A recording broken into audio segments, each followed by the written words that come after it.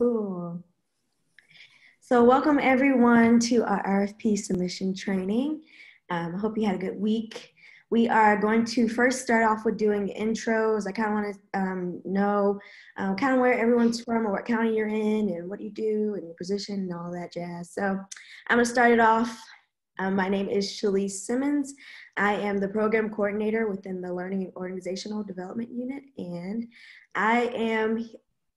I'm a part of the planning committee, but I am the one that kind of oversees most of it. T's the one that makes the decisions, but I'm the one that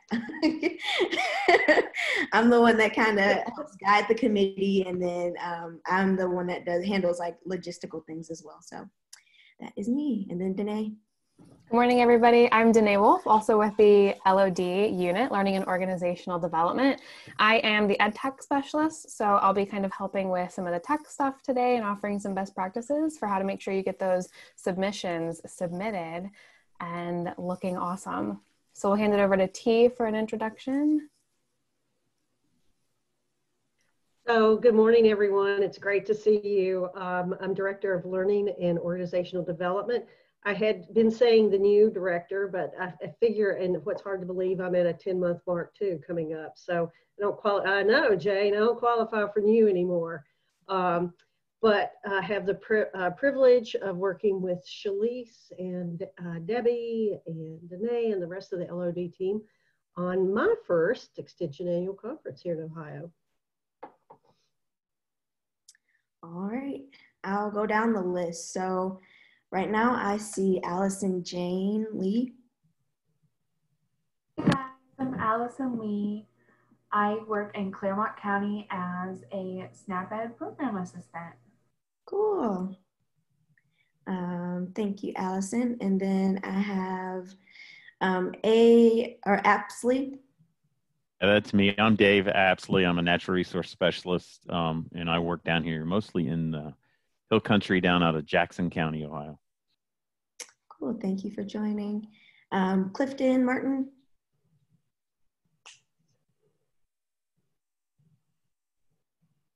I just barely turned on the audio in time to heard my name, so I missed everything. Oh, we're doing intros, so just your position, if you're in the county, or where you do what you do. Muskingum County, Agricultural and Natural Resources. All right, perfect.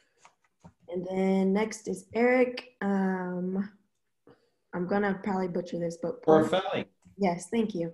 No problem. Hi, I'm Eric. I'm the chair of the Department of Human Sciences. I'm calling you out from Columbus, Ohio at Ohio State University. Perfect. Thank you. We have Francis. Fus. It's now. I'm at Madison County. I'm the 4-H educator there. Perfect. And then Jane. Hey, good morning. Hey, Francis, a new last name. Woot, woot. I'm Jane Wright, and I am Interim Assistant Director of Extension Publishing. Perfect. And then the last one, oh, not last, sorry. We have Katie Cole, and then we have one more person to introduce. Yes, good morning, everybody. I'm Katie Cole. I am in Seneca County, and I am the 4-H educator. Thank you. And then we have Debbie Lewis. Hi there, I am Debbie Lewis. I'm also with Learning and Organizational Development. I'm the co-chair for the concurrent sessions for Extension Annual Conference. Perfect. Thank you. All right. So today we're going to cover a few things. One, we kind of wanted to open it up for questions and concerns that you may have, or ideas that you may be thinking about. And then 2, we're going to cover how to record Zoom for those that may need help with actually finding your recording and where to search or look for that recording to put into the RFP survey. And for number 3, we're going to hand it off to Danae, and she's going to give some tips and best practices on how to make your proposal submission look good and sound good. So starting off, any questions or concerns you have currently looking through the RFP document? or if you had any troubles with recording or can't find your link, or any questions about the survey.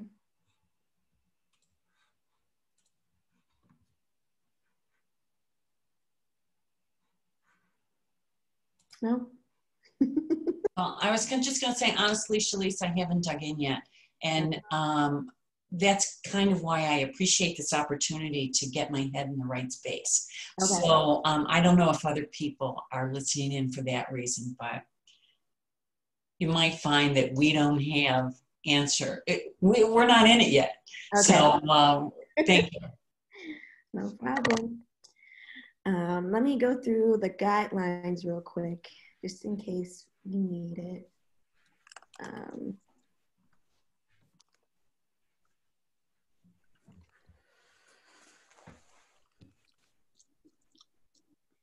So we have our Extension Annual Conference site. I'm going to drop that in the chat. If you go on our LOD webpage and then go under Career Development, you'll see the 2020 Extension Annual Conference as the first tab. And that's kind of where we house our RFP info, as well as the survey. So I'm going to go over the guidelines real quick, just as a reminder. So we have two types of presentations. You can do the 30 or 60-minute presentation or an engaging 5. They have more detailed descriptions in the RFP. And then we also, what's new this year is a video submission, and that's why we're here. So we're just asking for nothing more than 2 to 3 minutes of you kind of giving your presentation. And that's to kind of give the planning committee an idea of like how, kind of the idea of how you're engaging the audience and what you're doing with Zoom, or if you're adding any polls, or if you want to do breakouts, like how do you plan on kind of running your session? That's the basic or the gist of why we kind of required that this year. So I'm going to go through how to record through Zoom. So I'm going to share my screen.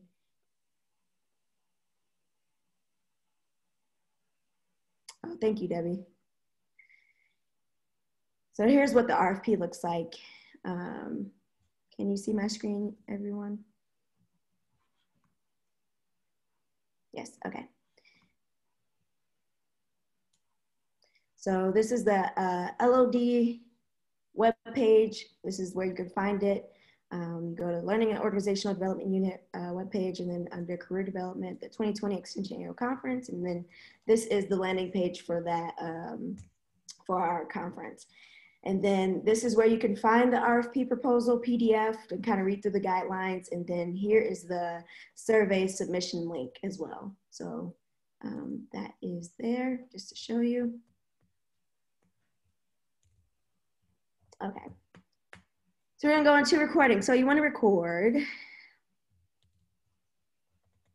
And can you see my Zoom? Yep, we can see your Zoom interface. Okay, good, thank you. Okay, so you have this tool. So you're gonna open your regular Zoom meeting, and then you have your toolbar at the bottom, and you're gonna select the record button right here. It's between polling and closed captioning. So once you click the record button, you will select record to the cloud. And so that's where you can, that's kind of synced with your Zoom settings and your Zoom recordings within the actual Carmen Zoom interface on the web version. And so that's where they'll house your recordings, and I'll show that as well. But you're gonna select the record to the cloud, sorry. And then you're gonna kind of do your content, do your 2 to 3 minute video presentation. And once you're done, you'll hit stop recording. And then you'll be prompted with like a message that will say your cloud recording will be sent to your email once it's ready. And so you do have that option of it being sent to your email, and I will showcase what that email looks like. So it will start off your message or subject line will say audio transcript for recording, and then it will have your name and then whatever meeting room you're in, and it'll say it's now available. And so you have 2 links here. You have the first one that's just for you only, just for the host. And then you have the second one that says share your recording with other integrated audio or with the integrated audio transcript. So you're gonna share this second recording. I'm gonna highlight it. This is a recording you should be able to share within the RFP survey. Don't share this one because it'll be hard for outside people to access the video. So it'll be the second link. And to also show you in Carmen Zoom, so here's the interface for Carmen Zoom. You'll have your profile and then you'll have the recordings tab. And then sometimes you have to search your recordings, so you can put your date, like the dates between when you recorded your session to find it in case it comes up blank. And then you'll hit whatever meeting room you recorded in. So I recorded in my personal meeting room. And then it'll have all the recordings that you recorded. And then you can select the button that says copy shareable link. And then you can go into the RFP survey and paste it there. I believe that covers everything. Am I missing anything, Danae? I don't think so. I think that was a really good overview of how to just kind of open up Zoom, hit record, share your presentation if you have a slide deck or any slides that you want to share alongside your submission, although you don't have to share slides. So it can be just sort of a talking head style video that you're recording. That's going to be completely up to you. And then, yeah, like Shalise said, you can either find that recording link either in the email that gets sent to you when your recording is ready, or you can just log into Zoom and find your recording link that way too. Sometimes it does take some time to process the recording when you're recording to the cloud. So Shalise or Debbie or T or anybody else on the call, have you noticed any lag recently in cloud recordings for Zoom? So when I recorded, I took a bunch of recordings at once. And so when doing that, it took a couple of days before I could receive that recording back. Now I did a different recording on a different day and it was only like a minute, and that took less time. It took probably 5 to 10 minutes for it to show up in my email. So it just depends, I guess, on the length of the video, I feel. But that's what I've dealt with so far. Yeah, I haven't seen very much lag at all. I just wanted to give you a little warning about the RFP survey itself. When you go to share that link, there's 2 boxes.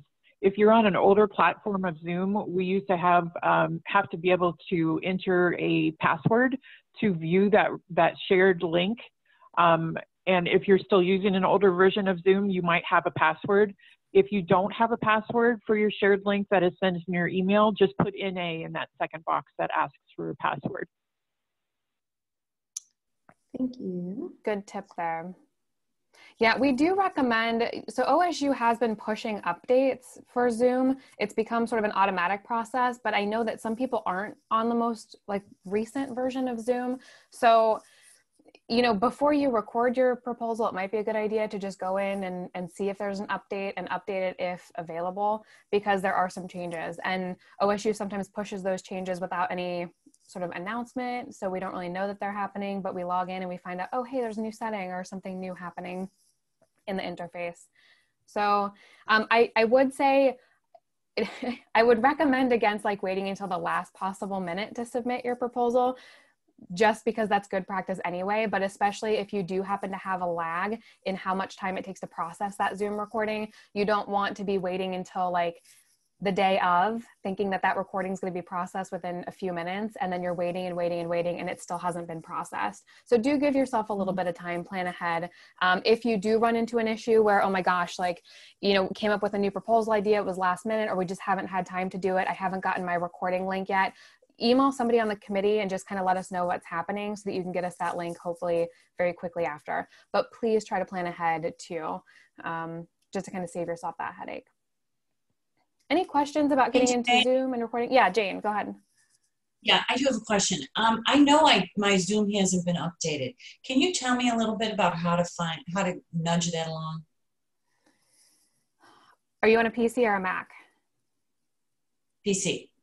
Okay. For any of our PC users? I hate to take away the time for this. Oh no, you're fine topic. because this is a good idea. Shalise, do you or anybody else have a good idea? Because I'm a Mac user myself, so I know how to like push updates from my Mac, but on a PC, I'm not sure what that process looks like.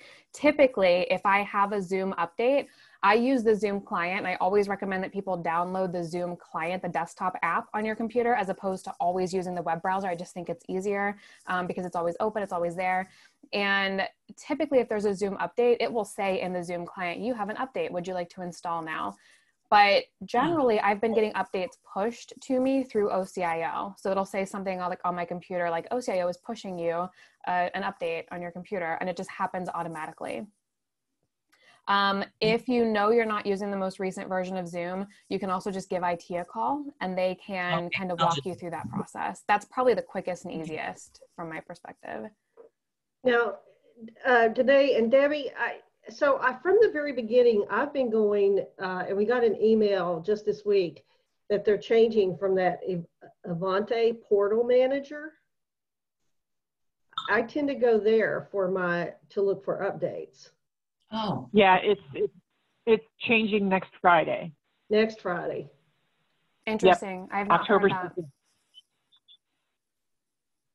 Good Thank you.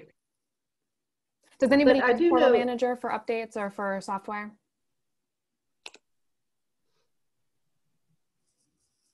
I'm not saying anybody say. I was going to say something real quick. I think one of the other things, if we're at home a lot and I'm not connected to OSU wireless, I don't get pushed out, but you can connect on the Cisco VPN usually, and sometimes that'll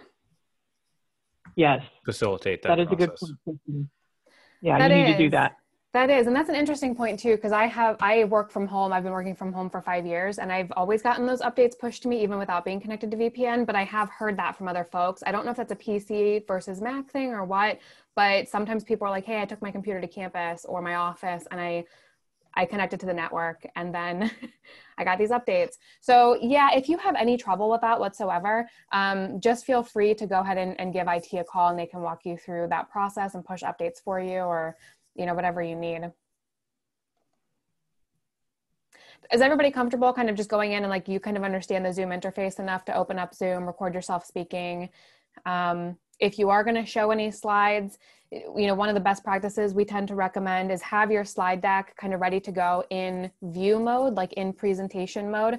And then I personally, on a Mac, I use Command Tab. I think it's Alt Tab. Does everybody know how to like Alt Tab through open applications on your computer? I see Annie saying, yeah. I see Tom saying no. So I use Alt Tab all day, every day. It's like probably one of the first keyboard shortcuts that I learned about like many, many years ago. If you can Alt Tab through all of the different programs open on your computer. So if you hold down your Alt key for PC users and then kind of hit Tab, Tab, Tab, Tab, it will tab through all of the different applications that you have open. So if you have Outlook open and you have, I see Francis going, was that something new for you, Francis? If you have like Outlook open, if you have like a web browser open, if you have Zoom open, you can just easily like tab through all the different programs, like bounce back and forth without having to like minimize this screen to open this screen. And it's just a much easier way to navigate around programs. So one of the things that you can do is you can either like open up Zoom, hit record, and then tab into your, your presentation, or it doesn't really matter. We're not going to be looking for like perfection here for your RFP submission. So don't think like this has to be some super polished, like wonderful, high quality professional production. Like we're asking for video submissions so that we get a sense of how you present via Zoom, right? How do you present virtually? How engaging are you? So any questions about the technical aspects of using Zoom before we dip into some best practices? Today, I don't know if this would be helpful, but it's also confusing sometimes which version of Zoom you're actually running on your computer. So if you want to check that, the way I do that, and I have a Dell computer, is I go to my profile, the little icon in Zoom with your picture, and I click on that, and I can then look at, I have a menu item called Check for Updates. And when I open that, it will as well tell me if I have an update available, and it will tell me this version is available and you are running this version. That's a good tip. So yeah, definitely check to see what version you're on. And that's going to be really important too when it comes time to actually present on conference, making sure that you're running the most up-to-date, because then you have like the most up-to-date privacy and security resources and other things like that. So Tom did ask, great question. Can we create an Adobe Rush video and upload that instead? We had a lot of discussion about this in the conference committee, and what we decided was we want everybody to use Zoom for the purpose of submitting your proposal, because this is what you will be using to actually submit or to present via conference. So you could go out and like create some really high quality video with like lots of B-roll, and that'd be wonderful. But the reality is that's not going to be how you're presenting for conference. And we just kind of want to get a sense of like your feel in front of the camera. So we are asking that everybody use the same process in Zoom, record to the cloud, and then send that link to your recording as part of the RFP. So Danae, I got a question. So let's say, for example, then, so what you're saying is if you have a PowerPoint or something like that, then you would actually put slides of your PowerPoint, and as if you were doing a webinar, you just kind of record yourself doing a Zoom recording, and you basically lay out the PowerPoint and you'd have your picture up in the corner and kind of do it that way. Is that what you're saying? Pretty much, yeah. And for the purpose of the RFP submission, it's only supposed to be 2 to 3 minutes. So we don't need to see some like full scale production of like your entire session with the entire slide deck. Really, think about the video submission as being just a video version of your submission. So we don't necessarily want to see the content. We want to see the proposal. We want to see like the why, who is this for? Why is this important? Justify, typically like a conference submission, when I look at it, it's like the justification for why this is needed, right? Like what are people going to learn? What are the objectives? That's kind of what we're looking for in these video submissions. And it's a chance to let you practice, right, with the tool. Well, a lot of us sit on Zoom meetings every day, but maybe aren't as comfortable presenting and managing a meeting. So it's also, we saw it as a teaching opportunity as well, and for you to get that comfort level with the presentation part. And as somebody was getting ready to say something. That was me. Do you want the video for the Engage in 5 submissions as well? Yes. Okay. Yes. So that Gwen is like a 2 to 3 minute snapshot of what your 5-minute presentation will be. So you can get a little bit creative too. And it doesn't have to be a full 3 minutes. Like you could give us, you know, a minute, as long as it's just kind of an overview of, you know, what you're presenting. And I just put in the chat box the 4 questions that we want you to answer during your 3-minute video. So what's the topic you're going to be presenting? Who's the target audience, and who could other extension professionals apply your idea to this work? Why is your topic of need or interest to extension professionals, and why do you, how will you engage the audience? And you know, it's much like writing, if you're writing a conference proposal, you know, I've reviewed, I don't know, I want to say hundreds, but it might not be hundreds. But I've reviewed a lot of these, and sometimes you'll get an abstract that's 4 lines, and there's no way for the person who's reading it to understand it. And then I've had abstracts that were 2 or 3 pages, or proposals that were 2 or 3 pages, and then that's too much. So I think Debbie just gave the key. Address those 4 questions, right? Just like you would. It's just a different medium we're using. And also, I was going to say, try to treat it like maybe a trailer. Like, I don't know. One of my ideas I wanted to kind of incorporate was like, maybe if with the proposals, maybe I can post them to our, like the actual registration site. So like once your proposal is accepted, we can use that video kind of like a trailer. Like this is what the session is going to be talking about. And if you're interested, you can, you know, attend this. You don't have to say that, but I kind of wanted to treat it like that. That was my idea behind the Zoom meeting, as well as like how do you engage. But I just was trying to think of something fun and interesting, not just reading the descriptions, but actually just watching like a trailer of what the session will be about. Like a Pixar movie? Yeah. Just kidding. I think we did. We talked about like this vision of like us taking like little snapshots of some of your video submissions too, maybe using those to create like a commercial for annual conference. That'd be kind of fun too. So yeah, have fun with it. We didn't want to do this to like scare anybody or to, reduce the number of submissions we have, but the reality is we are going to be presenting virtually this year. So it's just kind of get you kind of a little bit comfortable. And for those Engage in 5 sessions, those can be literally whatever you want. Like you have 5 minutes to engage us. It doesn't have to be a very traditional like Ignite session where you have 20 slides and 15 seconds each slide. It can be whatever you want. You don't need a slide deck at all for those. They replaced both Ignite sessions and posters, but then it's also like kind of a free for all. Like tell us a great story in 5 minutes and engage us. So any other questions about sort of the technical aspects of the submission process or using Zoom to create that recording before we're going to give some very basic like best practices for using Zoom related to lighting, audio, some of the settings that you have at your disposal. And if you do think of any of those questions, feel free to just unmic or unmute rather, and ask those, or you can throw those into the chat too, because I have the chat open. So let's start with a conversation on lighting. Some of you I see have really, really great lighting. Those of you who have your videos on, like Jane, your lighting is excellent. Tom, your lighting looks really good. Clifton, it looked like you were sitting next to a window when you had your video on. Really, really great lighting. Dave, video, awesome. Francis, yours is great. Lighting is really key with Zoom, particularly if you're going to use a virtual background, which we can talk about if you have questions about using virtual backgrounds. Sometimes when you look really, really dark and you're using a virtual background that's really, really bright, you can see like there's this obvious sort of difference. For me, I was telling Shalise earlier, I just rearranged my office last weekend. I used to be facing an eastern facing window. I had really great sunlight coming in, plus really warm LED lights next to me. The lighting was pretty good. I've now moved my desk in front of a wall that does not have a window. And I had these really warm temperature lights all over my office. And I got on Zoom for the first time Monday morning and I looked jaundiced, like I looked yellow. And I was like, oh man, that doesn't look good. So we ran out and we bought cooler temperature bulbs. So now I have like white LED bulbs in all of my lighting fixtures, and it looks a little bit more natural, I hope.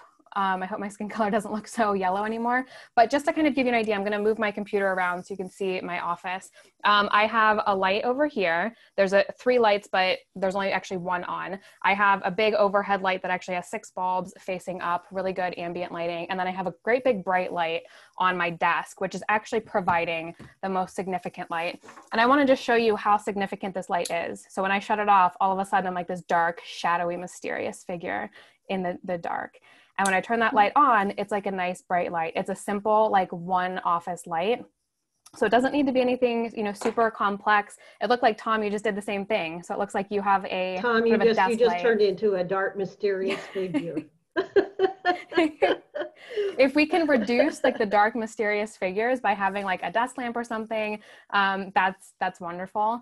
And cooler temperatures tend to mimic daylight. So I think the bulbs that I got were 5,000 Kelvin.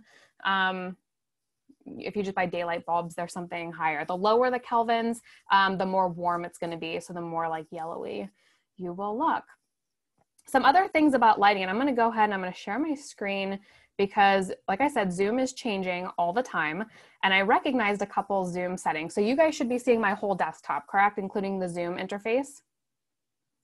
So if I go over to where it says, and you can all follow along with me and do this on your own screens. If you go under to where it says video, and then hit that little upward caret and go to video settings, there's a couple of video settings that you can choose from that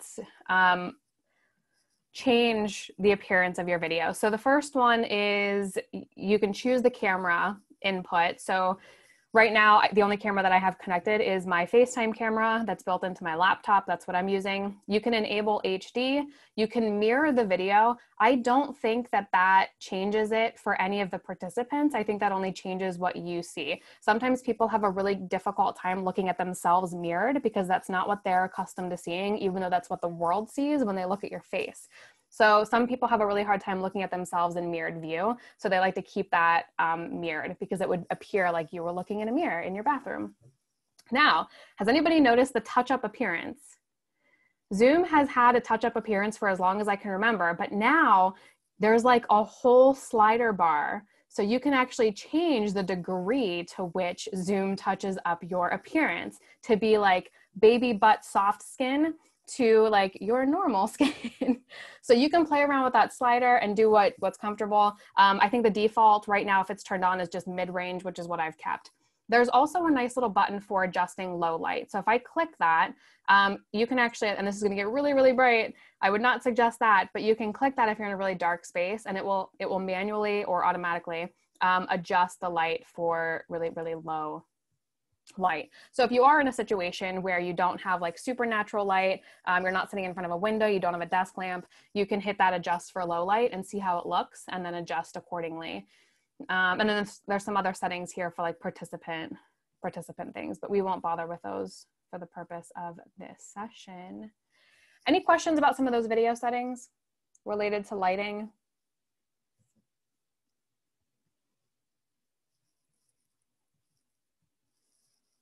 Okay, I don't see any questions coming through.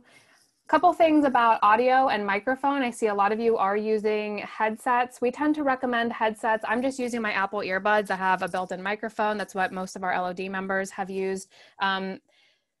It's always a good idea to use a headset or like an external microphone. The sound tends to come through quite a bit better than sometimes just the default microphone that's built into your computer. The other thing that you have to be mindful of, and for the purpose of these RFP submissions, it's probably not a big deal because you're probably not going to be like actively typing things. One of my biggest annoyances is when people are actively talking and they're using their built-in computer, like typically a laptop microphone, and they're like typing. So what you hear is bang, bang, bang, bang, bang, because the sound's coming through the microphone that's built into their computer. So you can reduce that and eliminate it if you just use a headset that has a built-in microphone. So if you don't have something like that, it's not a big deal. Just kind of make sure that you're not like bumping your computer, that there's not any like loud noises that are coming across from that. Any questions about audio? In the same way that we got into video settings, there are some audio settings that you can check out too. If you just go to where the mute button is or unmute, click that little caret upwards. That's where you would choose your input and output for microphone and speaker. And you can also change some like levels of audio if you need to do something that's a little bit more nuanced than that. If there's no questions about audio, let's go ahead and move on to your office, your background. So I am very fortunate to have a home office because I've been working from home for the last 5 years. So we did invest in just finally like giving me an office space to work in. Many of you might be working from either your office on campus. Some of you might be working from a home office, which could be a bedroom. It could be a dining room. It could be whatever. Please know that we're not gonna like judge you for like what your home looks like or what your like environment looks like. So don't worry so much about that. If you do want to use a virtual background, and I would invite you to, if you have video and you want to play around with this, I would invite you to do it along with me. If you just go to that same settings where we were for video and click that little caret upwards, and then instead of hit settings, hit choose a virtual background, it's going to open up the same settings window. And did I add these in here? Or I wonder if they push those from OSU. I see some OSU branded virtual backgrounds in here that I do not recall adding. So I wonder if OSU pushed these for us, which is kind of neat. So now we have some like OSU backgrounds. We can like be at the stadium cheering along with the Buckeyes. So you can add a virtual background that way. You don't have to have a green screen for those to work. Obviously, the better your lighting, the better those are going to come across. If you do like move a lot, like I'm kind of losing my fingers here, if I like wave. So sometimes the movement gets a little bit weird. I personally tend to not use a virtual background, but a lot of people do. A lot of people will upload like a CFAES branded background. Tom is joining us from some island someplace. I would much rather be there. Shalise is joining us from, what city is that? Is that Columbus? I should know this.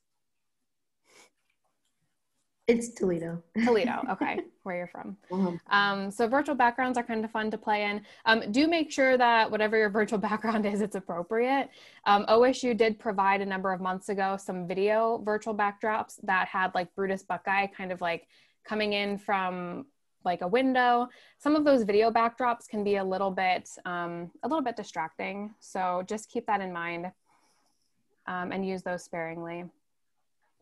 Eye contact. This is a huge one. Make eye contact with your computer's camera or whatever camera that you're using. This, I think, is one of the things that a lot of people tend to have a difficult time with because you want to just look at yourself like, when you're talking, right? Like, what do I look like? What are people seeing? If you can get accustomed to looking at your computer's camera, that eye contact is going to feel a lot more natural and it's going to feel like you're actually presenting to us.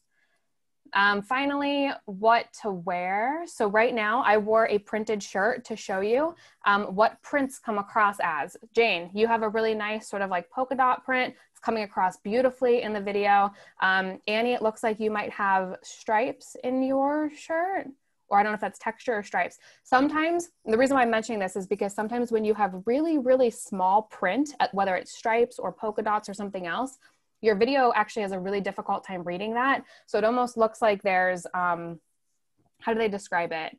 It's almost like movement. And you'll see this like happen in news all the time. They say, like, don't wear any super small print clothing. So something that's either a larger print or something that's plain, and it will just come across a little bit better over video. But again, we're not going to be like super nitpicky. We're not going to be like, oh my gosh, Jane, you wore a shirt that has like too small of a print and it's not coming across. Like, we're not judging you on things like that. These are just some like things to keep in mind. But please know that we will not be like scoring you based on a lot of these things. We do, however, want to see that like you have a pretty good understanding of like how to make sure your audio is, you know, pretty good, how to make sure, you know, you're engaging with us virtually. That's kind of what we're after in the RFP submissions. So that's pretty much all we had for formal content today. We will open it up for questions, comments from you all, anything that you need from us to help with your submissions. Yes, Dave, that's a good point. Eye contact does get a little bit weird when you have multiple screens. I know a lot of people who use dual monitors will have like their notes or they're like typing on one screen, but actually their camera's on another one. So you'll see them like this a lot. So yeah, there is actually, if you are in a single monitor, so I only use I have a MacBook. I do not have dual monitors. I don't even have like a big monitor. Who told me this not that long ago? It was like a really good tip that I didn't realize. There is a way, if you're just using a single monitor, to get your PowerPoint notes up on the same screen when you're in presentation mode in PowerPoint via Zoom, if that makes sense. And the way to do that is not through your Zoom settings, it's through PowerPoint. So when you open up a PowerPoint and you're in presentation mode, there's those little like super light gray buttons in the bottom left-hand corner, like the arrows. One of those is a button that allows you to, I can't remember exactly what it says, but it's something about like show presentation notes. I'm gonna try to open up a PowerPoint for myself to show this, because then you can have your notes on the same screen that you're looking at. And that can be just a really good, easy. I'm going to try to share this. I'm going to share my. Danae, while you're doing that, I read somewhere, and so I'm interested in your opinion on this, that your eyes, when you're looking, your eyes should fall at the upper third of that screen. Have you read anything about that? That your eye should fall on the upper third of the screen. What I have read. See where I'm at. Oh yeah, so I see what you're saying. Yeah, so that's a good point too, is like basically it's like where your camera is located. So some people, right. Especially if they're using like a really tiny like little laptop, some people like their camera is almost like this and they're like, that's how they're viewing it. Like we don't want to look up your nose for the entire presentation. Other people will just have like, they keep their laptop like this. So, or their camera. So then you're seeing like the ceiling and you're still kind of looking up their nose in a way. Other people have it where it's kind of like looking down at them because they have their camera like mounted someplace really high. The position of your camera, best practice is always to have it kind of at eye level. And that should then kind of keep your eyes in the upper third sort of portion of your screen. So can you tell me what you're all seeing on your screens with my screen share right now? The preview or presenter view. So you're seeing the presenter view that says like end of slideshow, click to add notes. So if I had notes, this was a one slide document that I was making, so it's not an actual presentation. So if you are in presenter mode, you should be able to see then any notes that you have on your slides. So instead of having to look at like two screens, your notes will be right here on the same screen that your camera is connected to. And I don't know if you saw how I did that. It was just through the settings in PowerPoint. So right under here, so I could just use slideshow mode. So then you're just seeing like the single slide. And then if you click that ellipsis and use presenter view, so you're seeing both screens because I'm showing you my Zoom interface. I will share just PowerPoint. Now what are you seeing? Same thing. Same thing. You're not seeing. We're still seeing his interview. Oh. Okay, that's interesting. Last time we tried this, the participants only they didn't see presenter view.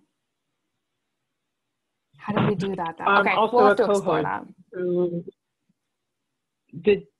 What about other people that are not co-hosts? What are you seeing on Danae's screen? Same thing, still presenter view. You're still seeing the notes, the presenter view. Yeah. Did you change the settings back when you were just playing with it, Danae? When you clicked on the ellipses? No, because when we tried this before, you didn't have to change any settings. All right, we may have to explore this a little bit more and see. So that would be really nice because basically it's almost like you have a teleprompter. Yeah. Yeah, that was the key here, but now we're only seeing your the document, the Zoom participant guidelines. And now we're seeing the full presenter view. Yeah. So, okay. So ignore everything I just said. We tried this before and we thought that we could, like the person was only seeing presenter, presentation view, not presenter, like notes and stuff. But that is not working the way that I thought it would. So, don't hesitate to have your notes there with you. Like, you know, if you look away from your camera to look at notes, that's okay. Like, we're not going to be judging you on that. We just want to know that you have a story to tell and you can be engaging in the Zoom platform. So that's pretty much what we're shooting for here. And if you have co-presenters, make sure that they're on the video with you to do the you know, presenting the material. Danae, one thing I did when I was presenting once I didn't know you could do because I have like 3 monitors up, is you can just share part of your screen. And so I just don't even share my PowerPoint. Like in presenter view, I just share the part of the screen that's like just the like one little block of the PowerPoint. And then I can see my notes just as if I were editing it. Oh, nice. That makes a difference. Because I was teaching a session where we like took notes and like brainstormed. And so I was able, then I just typed directly into the PowerPoint and typed their notes on the screen. And so that was kind of nice. That's one way to do it. Yes, but it's, that is whatever nice. you're doing would be neater. But yeah. Yeah, that's a really good point too. What I do is when I put it in PowerPoint presentation mode, you've got the option under display settings to swap presenter view and the notes view. So I share the screen with the full PowerPoint, what they're seeing, but then in front of me, I've got the actual presenter mode where I can see it. So, but there's a setting with multiple screens when you hit display settings and then swap presenter and presentation screens, and it'll switch which screen it's on. Yeah, I've done that a lot too. I did that for all my quality assurance sessions. I happened to be presenting somewhere where I didn't have multiple screens. At one point, I had switched locations and didn't have my whole setup, so that's why I did it different. But normally, yes, I do the swap presenter because then I'm reading my notes and it looks like I'm talking to them and I'm not even looking at the full PowerPoint. Yeah, that's a really good tip too. And on Francis's note, if you did want to just share like a portion of your screen, if you do screen share, that's under advanced. So just hit advanced and you can choose just a portion of your screen to share. Under that advanced, that's also how you would share computer sound only. So it used to be if you wanted to share computer sound, you had to share your desktop or your screen, and then make sure you hit that little button that says share computer sound. But now you can just share sound from your computer. You can also, and I have not tried this, it looks like it's a beta feature. I don't know if anybody else has tried this. You can actually share your slides as a virtual background. So if you have it set up right, and like you have your computer oriented in such a way that like you're here down in the bottom corner, but then I'm actually just gonna try this to see how it works, because why not? Oh, I actually have to like select which slide deck I want to use. All right, I'm not going to try this now because it probably has to upload. And I don't know what that is going to look like, but I'll test this. And if anybody else wants to play around with it and see how that works, that would be a really interesting thing. But just keep in mind, when you design your slide deck, make sure that you're designing it in such a way that you physically are not going to be like over top of important elements on your slide deck. That would be a really cool thing to play around with too, is because one of our best practices around slide design is reduce the amount of text on your slide. Like only have really important elements there, keep the text really minimal. That might be a really cool thing to play around with, is using your slide deck as a virtual background. So I actually just did that. I did it with my SnapEd program assistant. We did a Blender bike video, and it worked really well because we like shared a screen when we showed like contact information and here's the recipe that we used. And then we just stopped sharing and the bike was there, and then we did like the Blender bike. So it works really well for like back and forth stuff like that, because you can just stop sharing if you want to like pull your PowerPoint down or anything. That's really cool. Yeah, and Debbie said you could just have like a cutout of yourself on the slide so you know exactly where to sit. Yeah, because like I tend to sit like right in the middle like of the slide. So you do have to kind of think about, you know, what you're doing. Exactly. Like you'd have to like position yourself so that it makes sense. Now I want to test that out though. So I have a question on the one presenter. For the Engage in 5, it says one presenter when you actually do that. But if you're presenting a concept that has multiple presenters, you could just put that in your slide to give them credit, if that makes sense. Yeah. So I'm promoting something in an Engage in 5, but it's not just me who will be doing it. So I could present it, but then give them credit as well in the slide deck. Yes, absolutely. Yeah, you could have pictures, a credit slide with pictures. Yeah, and that was another, we kind of went back and forth on that too. Like, do we want multiple presenters? And we decided it would be best for just the nature of those 5-minute sessions to have one presenter per session.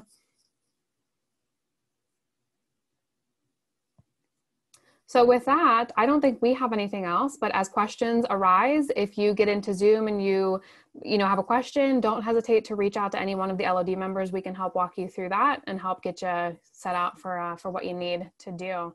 But yeah, just keep in mind, proposals are due October 9th, not, I think it went out originally October 5th in that email. They are due October 9th. So you do have a little bit more time, but please don't wait until like October 9th at, the last possible 5 minutes to do this. So with that, we will let you go. Happy Friday, happy weekend. Thanks, Jane. Thanks, everybody else. And we will see you at annual conference, I'm sure before that. Thank you, guys.